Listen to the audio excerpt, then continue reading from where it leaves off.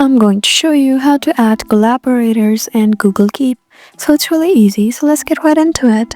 So all you need to do is just open the Google Keep app first. So it's right over here. Just go ahead and tap on there. And now you just need to open the note that you want to share or create a new one. Just going to tap on create new right over here. And now just write down whatever that you want in your note and you want to add collaborators. Then you just need to look at the lower bar where you can see multiple options.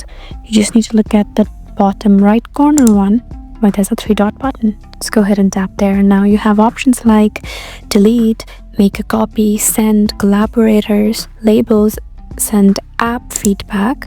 So you just need to select collaborators, and now you just need to type in the mail or email of the person you want to add as a collaborator. And once you've done that, you will successfully be able to add collaborators in Google Keep.